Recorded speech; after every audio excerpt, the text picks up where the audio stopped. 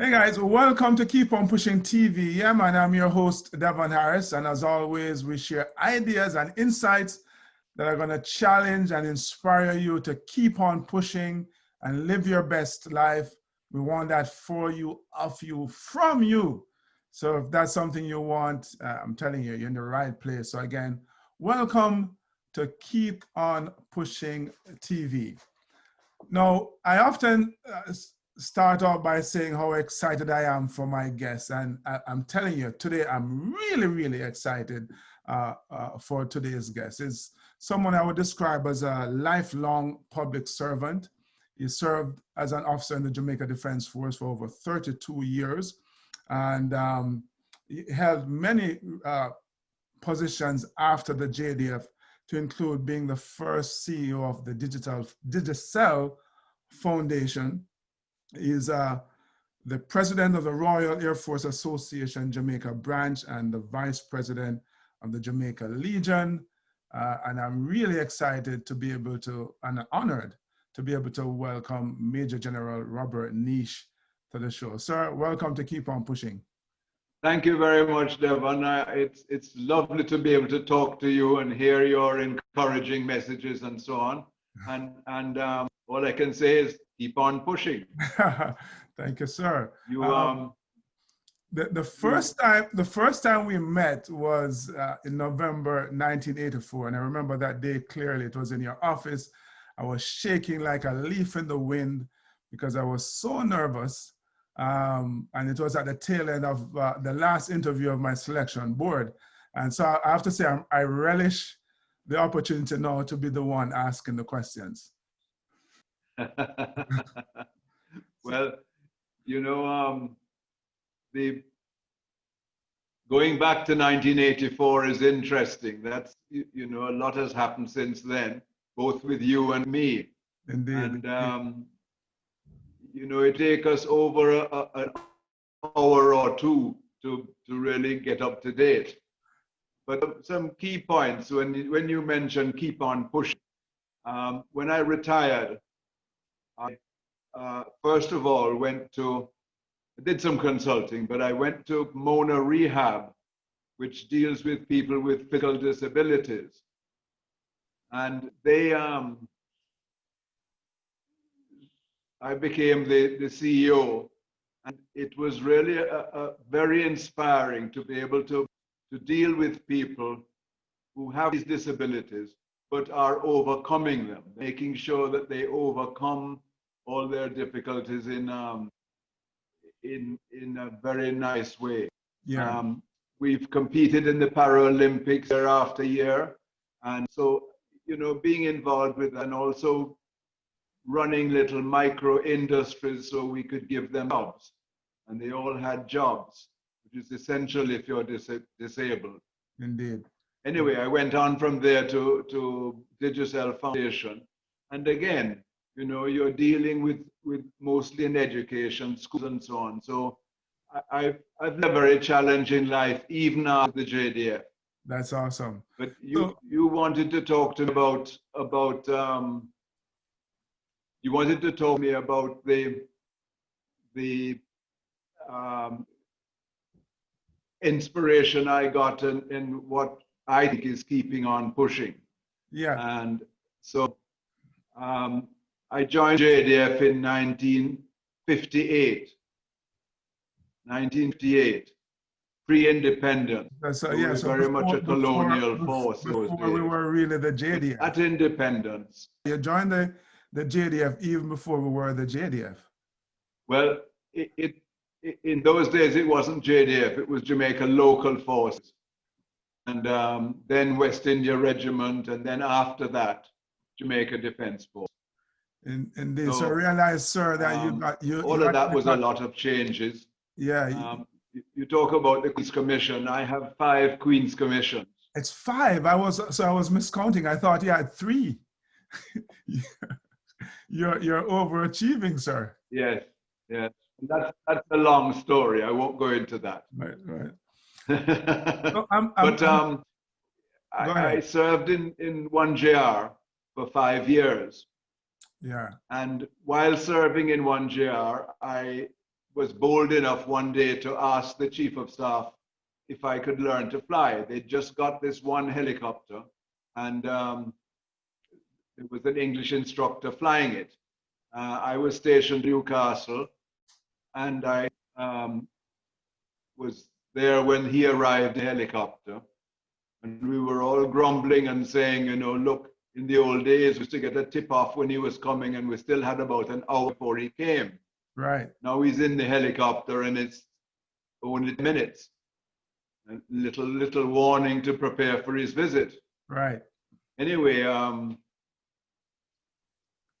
over lunch, I was chatting and about the helicopter and so on, and I said, you know, Major Whittingham, is there any chance of me being allowed to, as a local officer, to fly the helicopter? Having never flown anything, never had any interest in aviation, just infantry. Mm-hmm. And he said, yes, of course, you have to apply.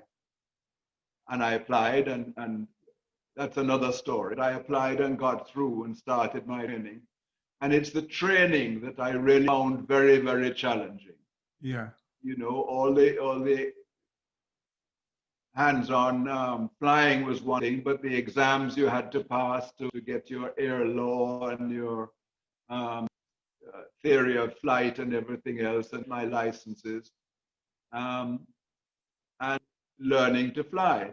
Now, in the early days, I still had the job of assistant adjutant, but in the afternoon, I was allowed to go off and fly. Mm. So I would go down to the air wing in my boots and hose tops and short pants and fly this helicopter, learn to fly. And flying a helicopter, especially if you had no previous experience, is not easy, especially those old-fashioned helicopters. And so that was my biggest challenge, to physically master the controls of this helicopter. You wanted to stay in the hover, you would hover and sit in the helicopter trying to hold it still. But if you thought about moving it, it would move. You didn't move your hands, it would move. Right. Yeah. You know, this way and that, and gradually it came, so I felt more confident with hovering. And then all of that was crowned by finally getting my wings, being on parade. Sir Alexander Bustamante pinned on my wings for me, and then I took it from there. But it was really initial challenge. Were you the first? So I'd been in the cadets, so Sandhurst wasn't too much of a problem. I'd been in the regiment, and that was not a problem. Got you. Can I ask, were you the first local officer to learn to fly? Yes. Oh, wow. First local officer to be trained. First officer in the JDF to be trained in Jamaica. Mm. After that, they all went to Canada. I got you. So let's go back. A formal training course in Canada. Right. Let's go back to you enlisting. What inspired you to want to join the JDF? I went straight into the military from high school. Yeah, but yeah. Took my O-levels, applied to the JDF and well, Jamaica Local Forces. Mm-hmm. You remember Ken Barnes very well, I'm sure. Yes, indeed. And he and another officer were the first two to go to Sandhurst, and then myself and another officer from Trinidad went a year later. Yeah. So we were the first officers to go to Sandhurst and get trained. What made you want to join the military, though? Well, I liked the cadets at school. I went to Jamaica College and we did cadets. And I got up to the rank of sergeant in the cadets. And it was just at the time when they were thinking about recruiting local officers. They had some local officers, but they were recruiting some more. There was talk about West India Regiment and all of that, and serving all over the West Indies. So I eventually applied while I was still at school. and went for all the interviews and so on. And when I left school at the end of the Easter term, went straight into the army in June 1958. Mm. So I know So you're I'm not a talented guy like you fellas that went to university and all of that. naturally right after high school, just like you, sir, followed your footsteps. But why did I saw a video, an interview you did, your parents didn't want you to join the army. Why is that? Well, my parents were very colonial people. And so they were used to being part of Britain. And here I am applying to join the local forces when they said to me, why don't you go and join a real army, meaning the British Army? Right.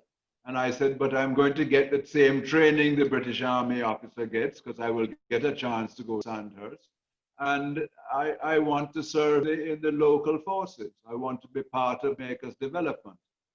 So they accepted it. They accepted it. And I went off and did my training.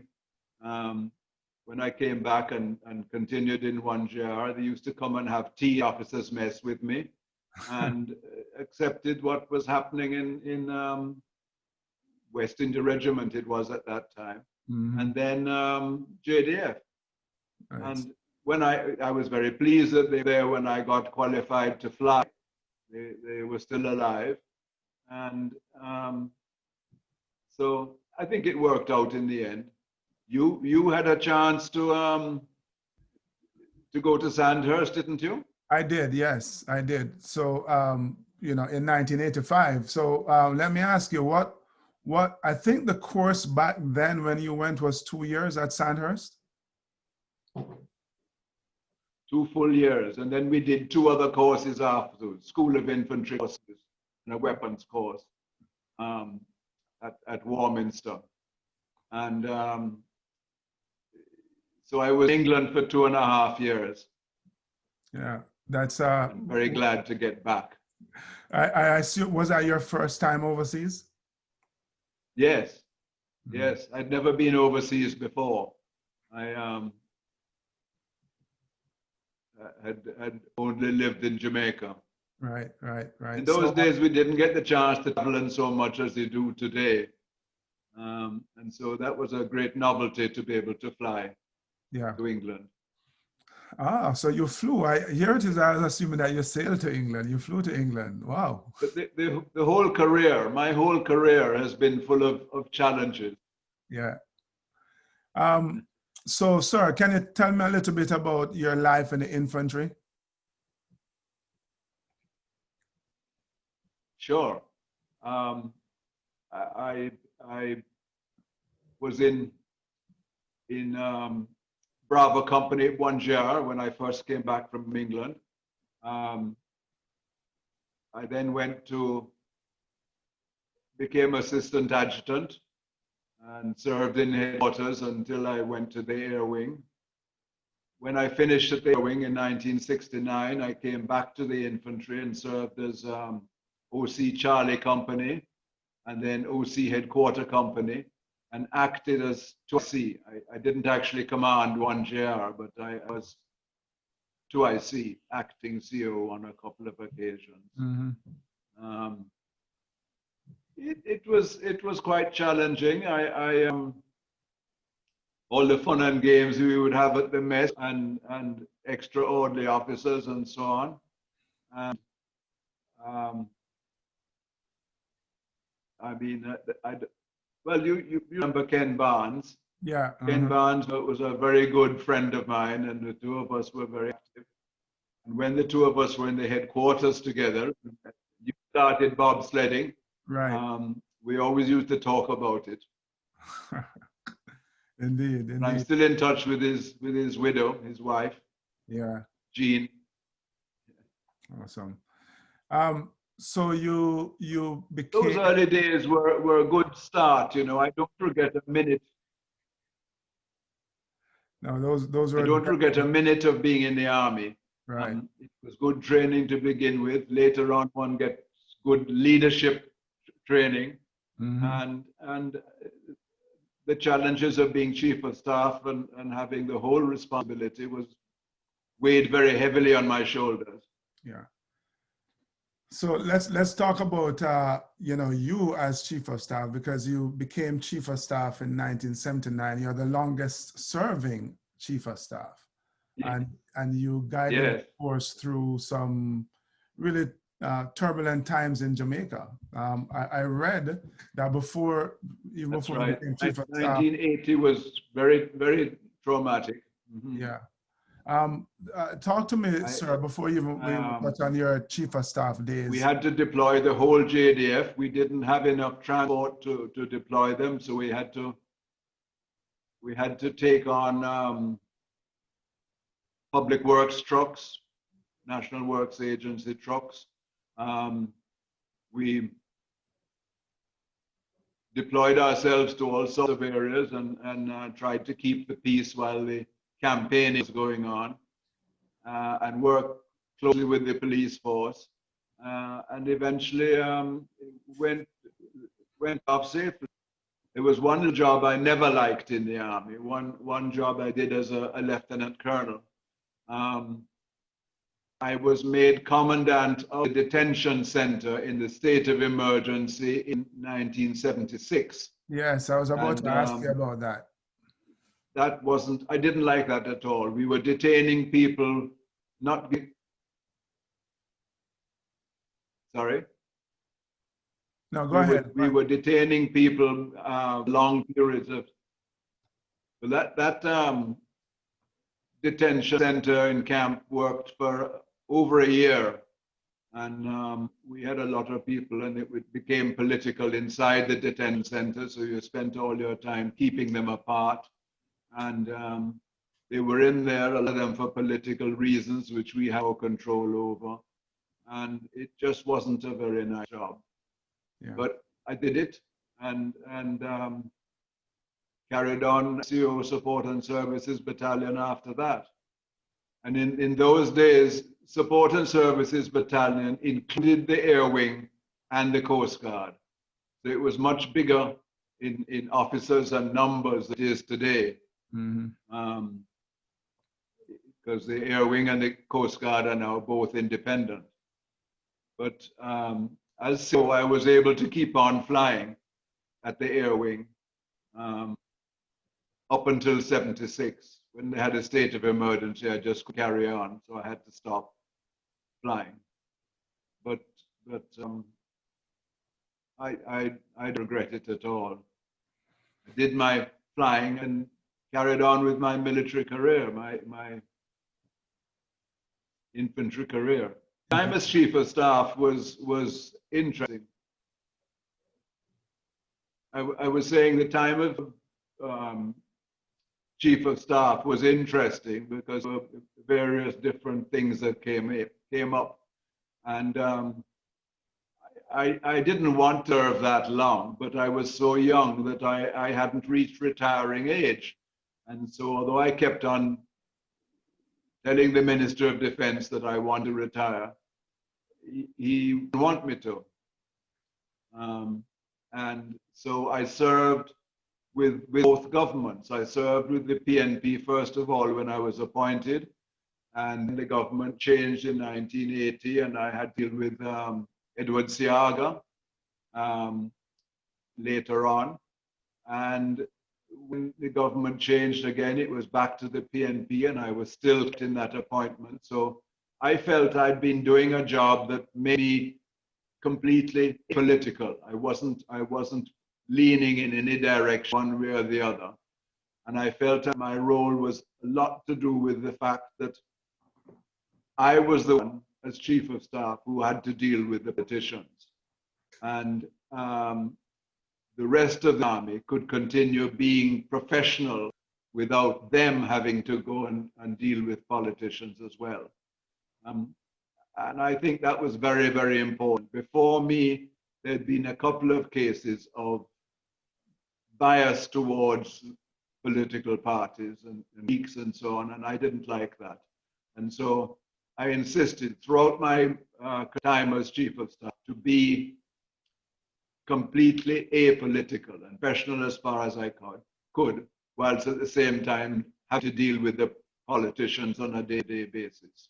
Indeed. So Urgent Fury came up. Talk us through that. Obviously, the decision for the JDF to be involved, started as a political decision, but then you steered us through Urgent Fury. What are some of your memories from that time? I flew the Prime Minister in the helicopter over to Norman Manley Airport, and he was on his way to a CARICOM conference in Trinidad. And the business of Maurice Bishop having been killed, a coup taking place had already happened just a day or two before. So I said to the Prime Minister while we were in the helicopter, I says, do you see a role for the JDF in Grenada? And he said, yes, possibly. How many troops can you spare? Well, I hadn't thought about that, but I roughly said, well, 2 companies I can, 200 people. And he said, okay, I'll bear that in mind. Well, because he went to Trinidad, the Prime Minister of Trinidad at the time backed out, but the Barbados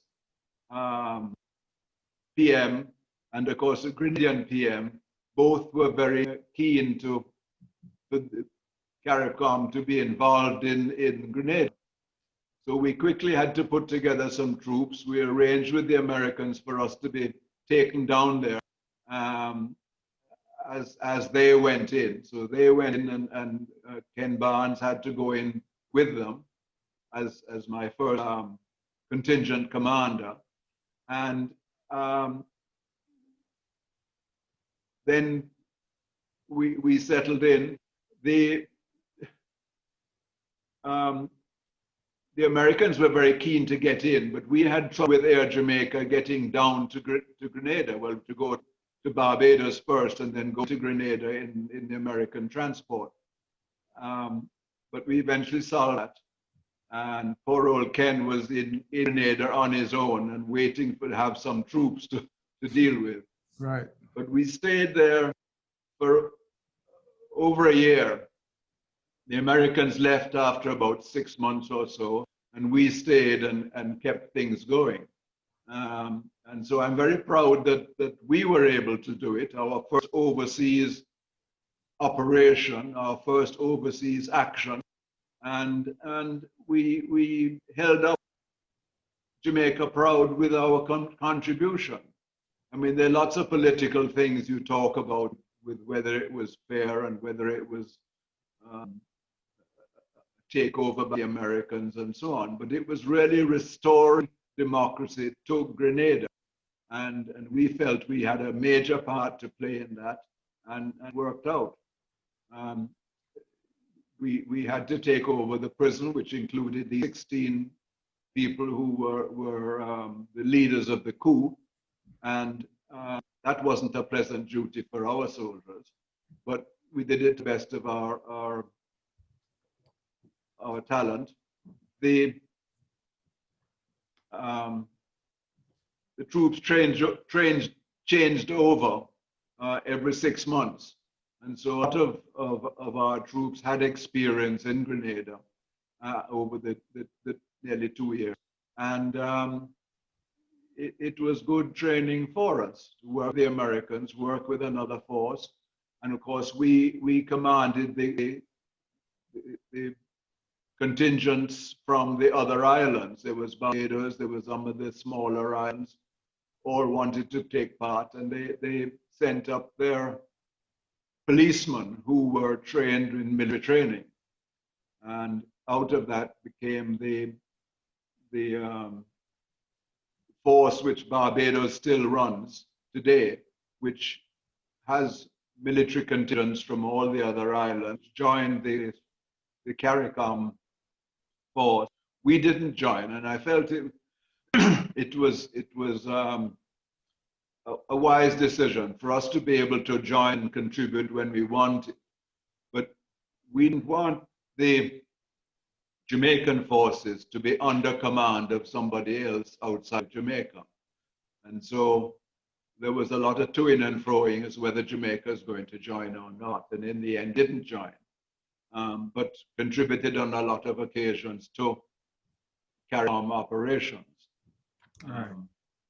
The Cricket World Cup, we were hugely involved in that, with commanding and operating the security for all the matches in the Cricket World Cup. There have been other occasions where we went into Haiti, earthquake and just general unrest in Haiti, and done other operations since then. So the JDF is now, I don't know if you've heard much about it. So talk to me, you know, so you served, Yes, you served I'm until, here. right, you served until 1990 and you went into civilian world. Talk to me about how your transition, how your leadership style changed from being in the military to the civilian world. Well, you know, like all of us who served in the military, it is a difficult transition. You operate in a very structured, organized institution, and you kind of sort of know where you are. And then you go into the civilian world, and first of all, trying to decide what I wanted to do.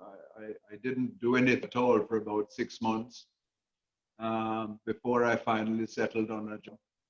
And it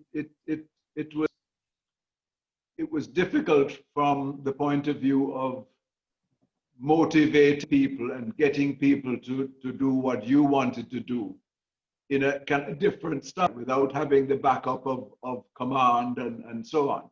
But if you have the right leadership, I feel, leadership is the crucial thing. If you have the right leadership, it can change and adapt to whatever circumstances you have. I've always felt about the JDF that we can do anything, whether it is hurricane relief or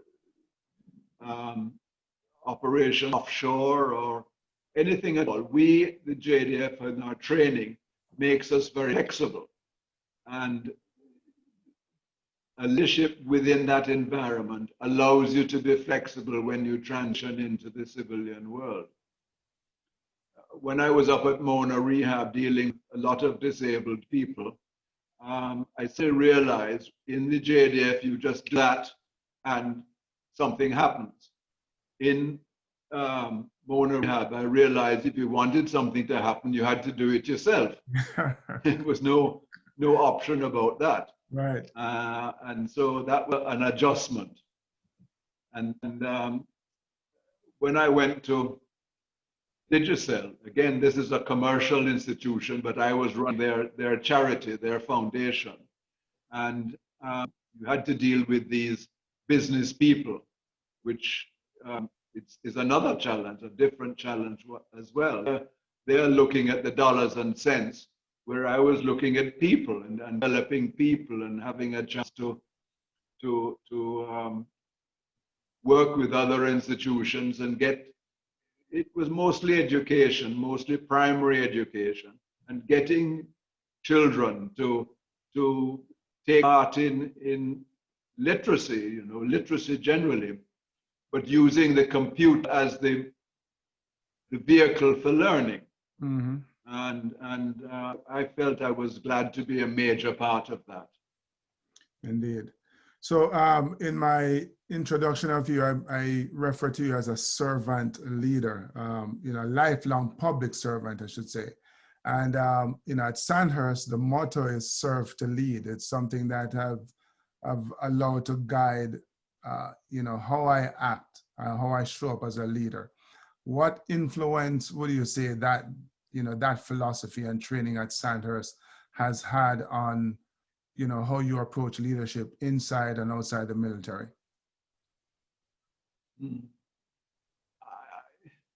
The training at Sandhurst started out for me quite slowly because I felt that I'd been a year in the local forces and West India Regiment as a second lieutenant. And then I had to resign my commission to go to Sandhurst as an officer cadet.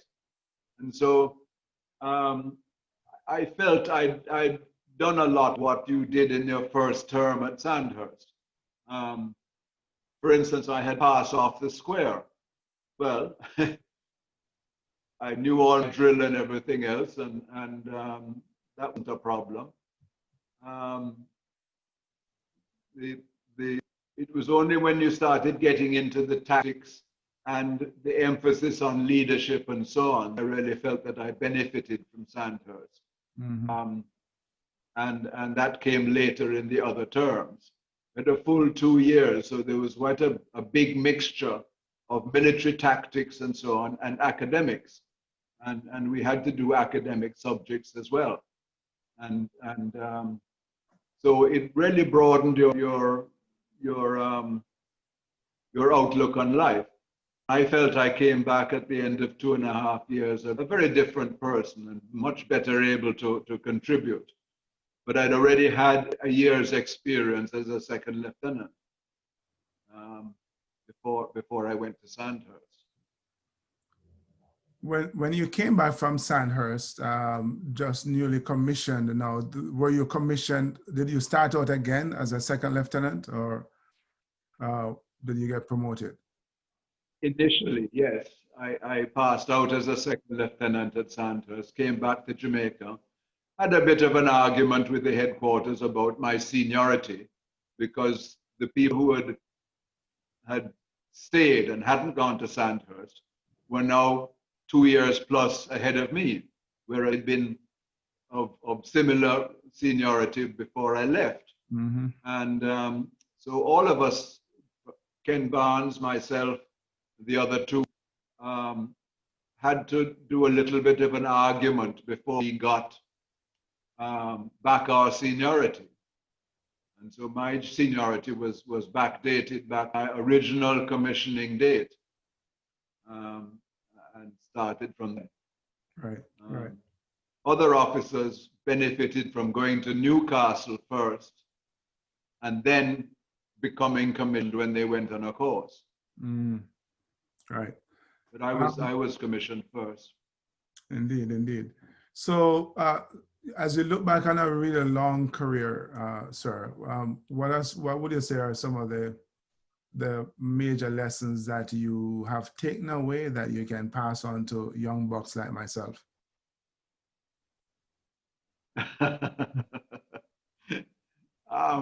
Keep on pushing. It's you know, I'm glad that I'm still involved today in the service organizations, Jamaica Legion and the RAF branch, Jamaica branch of the RAF, because you are still involved, you're still active, you're still having to deal with welfare, which is a major part of an officer's life, and you are doing welfare for soldiers, ex-soldiers, which is the same thing we're doing in the army. So I like that a lot. I like that a lot. That association keeps me going. Even today, I'm fully retired. What I do with Legion and RAFA is purely charity, but it keeps me busy, it keeps me occupied, and I don't regret a minute of my either 32 years in the army or my life after that. Indeed, indeed. Well, sir, I have to tell you, I've been married for 54 years. Congratulations. You know, that's almost as long as I'm living.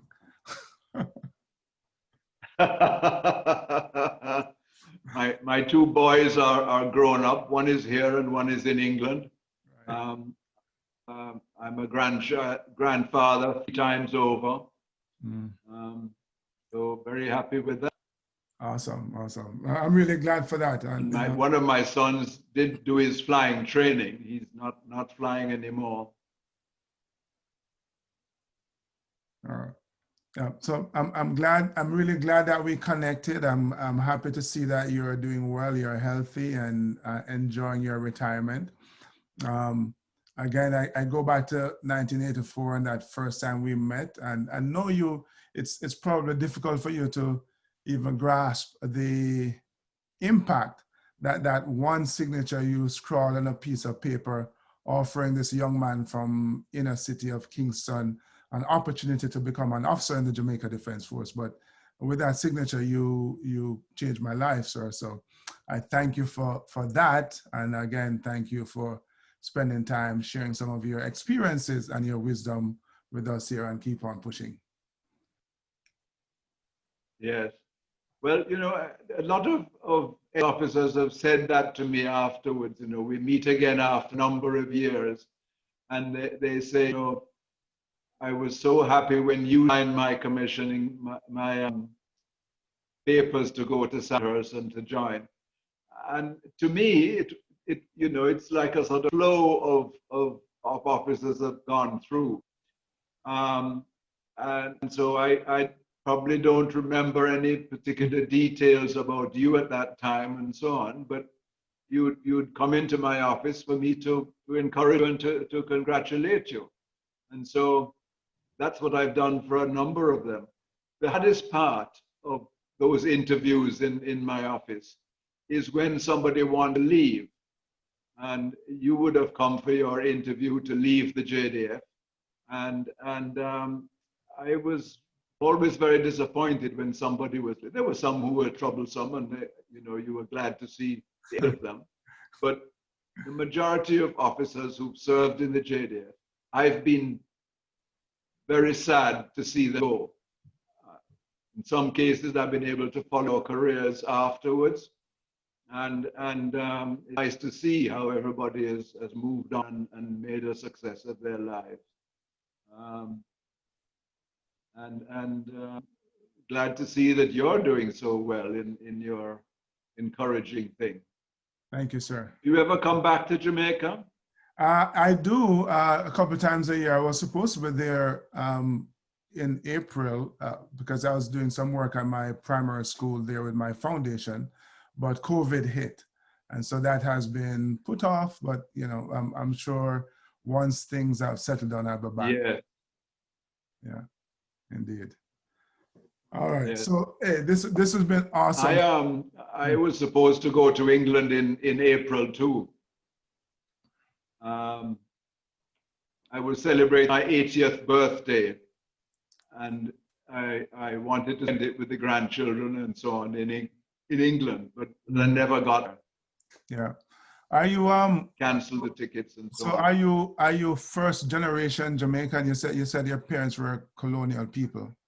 My father was in the army during the war. He was a captain in the militia artillery. He served at Rocky Point and at Fort Rocky, and also at Hellshire. What's the beach at Hellshire? That Fort Clarence. Fort Clarence, that's right. He served in those stations. We lived, when I was born, we lived at Port Royal during that time. But before my father, I had a great uncle who was a doctor at Bellevue, and he was also in the militia and commanded the first contingent from Jamaica to go to World War I.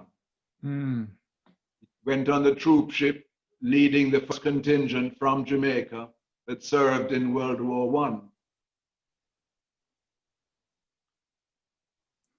So a long line of military service there. And I had two uncles who served in the police force. Right. So you're from a family of servants. Yes. Indeed. All right. Thanks again. Thanks for watching. If you haven't done so yet, make sure you click on that subscribe button and hit that bell. You'll get a notification every time we post a new video.